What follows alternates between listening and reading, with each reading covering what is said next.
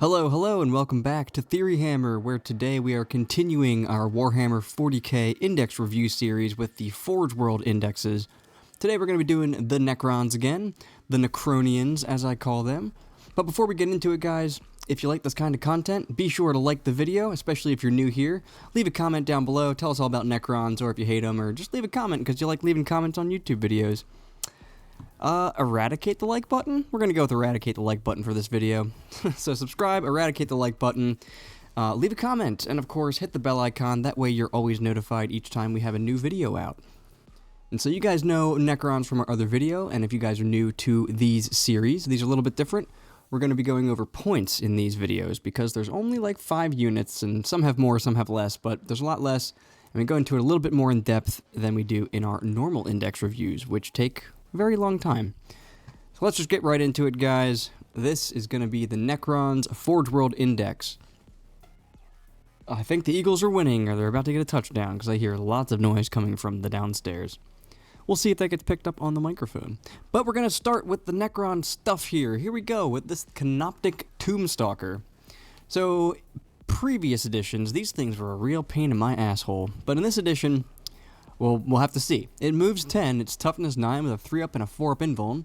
I like how they just have the 4-up invuln there. It's a lot cleaner, because generally when I see an invuln, I'll see it down here and I'll just mention it when I'm going through the stat line. Anyway, so 3-up invuln, or 3-up save, 4-up invuln, 9 wounds, leadership 8, OC of 3. So this is what it's got. It's got some Gauss silencers. They have lethal hits, 24-inch range, 8 shots hitting on 4s, strength 5, AP 1, damage 1. And then for melee, it has a Tombstalker Claw. It's sustained hits 1. 6 attacks at weapon skill 4, strength 6, AP 1, 2 damage. Not bad. It's kind of like the what are they called? Wraiths. It has Deep Strike, it has Reanimation Protocols, and then it has Snaking Ambush. You can target this unit with the Heroic Intervention stratagem for 0 CP, and you can do so even if you have already used it on a different unit. Cool. It can also take a Gloom Prism, so this is something that you see on the Tomb Spiders. So, kind of an interesting little thing there. So, Gloom Prism gives you a 4-up field of pain against psychic attacks, and that's for everything within 6 inches of the bearer itself. I'm assuming there's no war gear. Yeah, no war gear options. Just comes with its Gauss silencer. I'm surprised it doesn't have 2 of those. Claws, and then it's Prism. It's a monster. It's a Canoptek. So, how many points is this thing? So, Tomb, Stock. That's best I got with one hand. It's 130 points for this thing. Yeah, it's pretty... If you're getting the inclination that it sucks, you're right.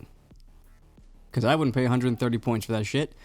Next, you have the Tomb Sentinel. Maybe this is the one I was thinking of. Yeah, this is the one that I have faced in previous editions. Okay, so, same profile it looks like. Movement of 10, toughness 9, 3-up, 4-up invuln, 9 wounds, leadership 8, and an OC of Trace, right?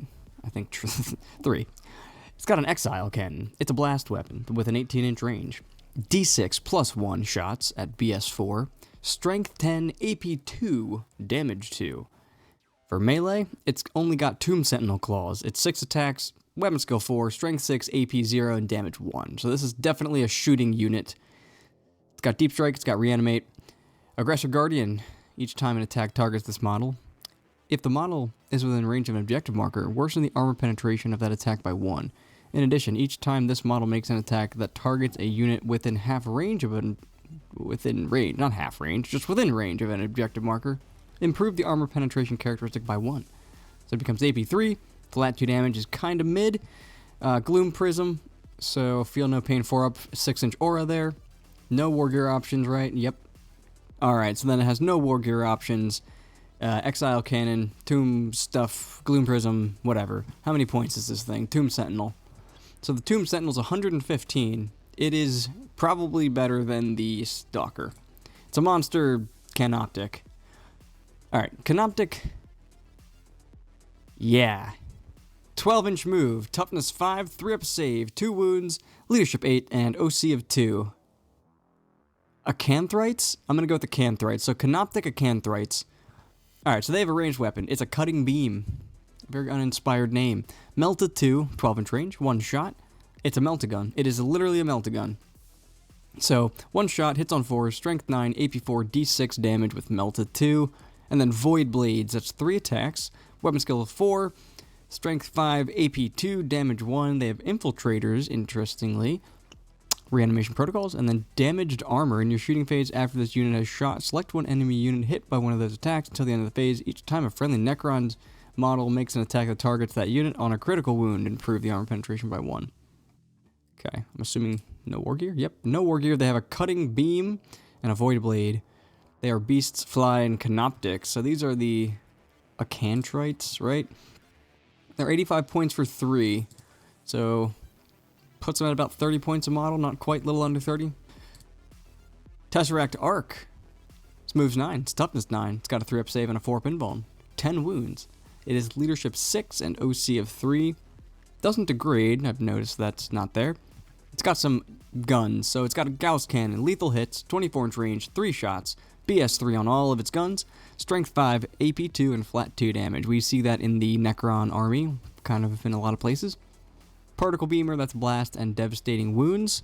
So 18-inch range, D6 shot, strength 6, AP 0, 1 damage. Tesla cannon is next, that's sustained hits 2, 24-inch range, 4 shots, not 24 shots. Holy shit, that'd be good. Strength 6, AP 0, and 1 damage. Tesseract Singularity Chamber. So it's got 2 different profiles here. Either an ignores cover torrent, which is 12-inch range, D6 plus 3 shots. Oh, baby. Strength 6, AP 1, damage 2. Alright, I like that. I like it a lot. Tesseract Singularity Chamber. This is the blast big booby version of it. 36-inch range, D3 shots. Strength 9, AP 3, D6 plus 1 damage. This thing kind of fucks. Armored bulk, so it's going to have 3 attacks at strength 6 in combat. Deadly Demise 1. Reanimation protocols, and then gravitation field. Each time an enemy unit selects this model as the target of a charge, subtract 2 from the charge roll. That's a very mid ability. I was very excited until I read that.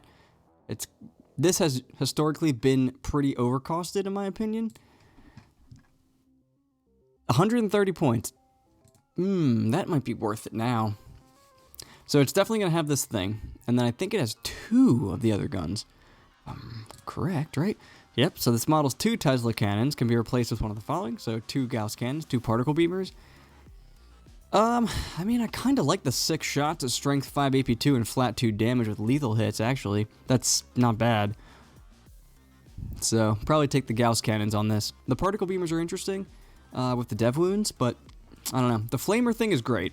I would take 3 of these things probably at 130 points with a 4-up invuln. Maybe. There's a lot of good stuff in the Necron army, so great unit. I like this unit a lot. It's a vehicle fly. I think we have 1 unit left here. So the Seraptic Heavy Construct. I think I said that right, because I've heard people speak those words before. So it moves 10, toughness 12, 3-up save, 5-up invuln, 24 wounds, leadership 7, OC 10. So basically an Imperial Knight for the Necrons. Its weapons are the Singularity Generator. That's going to be blast with dev wounds, 36-inch range, 2d6 shots, BS 3, strength 10, AP 3, flat 4 damage. Ew, that's a good weapon. Okay, Synaptic Obliterator. Sustained hits 2, 48, 8 attacks. Everything's hitting on 3s. Combat shooting, it's all 3s. So the Synaptic Obliterator with sustained hits 2. Strength 5, AP 1, 2 damage, 8 shots. Transdimensional Projector, 48-inch range, 2 shots, 24 strength, AP 4, D6 plus 4 damage. Singularity Generator, all day long. Alright, so melee weapons. It's got Titanic forelimbs. They have a strike and a sweep. If you use the strike, it's 6 attacks at strength 14, AP 3, and flat damage 5. Okay. Or it's got 12 attacks, strength 8, AP 1, damage 2. Deadly Demise, D6 plus 2. Reanimation protocols. Terrifying. Oh, it's kind of interesting with reanimation protocols, right? It's got a 5 all the time. Maybe not. Alright, so Terrifying Monstrosity. At the start of the fight phase, each enemy unit with engaged marine take a battle shock test. God damn it. Alright, so Titanic Walker, it's the same thing every other Titanic thing has. It can move over shit that's 4 inches or less in height as if it weren't there. If you take it from 1 to 9 wounds, you have its OC. I usually just say subtract whatever it says there, but generally you're having its OC. That was crazy. Did you guys see that? Alright, so it's -1 to hit and OC 5 if you get it down to 1 to 9 wounds. So it comes with 2 singularity generators and titanic forelimbs. So its 2 singularity generators can be replaced with the 2 synaptic obliterators or 2 transdimensional projectors. So transdimensional projectors would give it 4 shots on 3s, strength 24, AP 4, and at least 5 damage. I'm going to go with the singularity generator all day long. It's a 36-inch range, 2d6 shots each. So it would have 4d6 shots with blast and devastating wounds at strength 10, AP 3, and flat 4. You go with that one. It's got to be like 600 points, right? 540 points. 540 points. I mean, that's gonna kill shit, so... Alright, so let's do some quick math.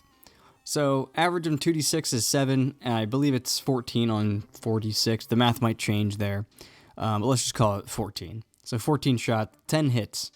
That'll be about 1.5 dev wounds, a little bit more than 1.5 dev wounds. So you're looking at, just call it 2. Let's just call it 2 dev wounds. That's at least 8 damage on something, plus all the other stuff. It's okay. Out of the 7 wounds, or the 7 shots, or, god damn it, the 10 shots that hit, 2 of them will probably be devastating. Hopefully, you'll get average of 6 wounds, 2 of which are devastating. The other ones should go through, you know, unless you got an invuln, you'll get at least 2 or 3 through there. So, this thing will put down some damage on something. For sure. Yeah. Alright, so that's it, guys. That is the end of the Necrons index for Forge World. That's all they got. They got 5 different units. This heavy construct is interesting. The fact that I just find it interesting probably means that my gut is telling me it's not worth 540 points. There's just nothing in their army that can make it like reroll wounds, to get these dev wounds to proc all crazy, and it's I don't know. I don't like it that much. It's cool, but I don't think that it's all that great. This thing, though, this Tesseract Arc for 130 points, that will be an Overwatch target every single turn. I just really like these things. They're awesome. So pick some of these up. They probably don't make them, but pick some of them up and you'll have a good time. And that's it. That's the end. So that's what you got. If you made it to the end here, thanks so much for watching till the end of the video. Really appreciate it. Really helps. If you like this kind of content, be sure to like the video and subscribe, leave a comment down below, and hit that bell icon, of course, so that you can be notified every time we make a new video. But that's going to do it, guys. I love you all. I'll see you in the next one.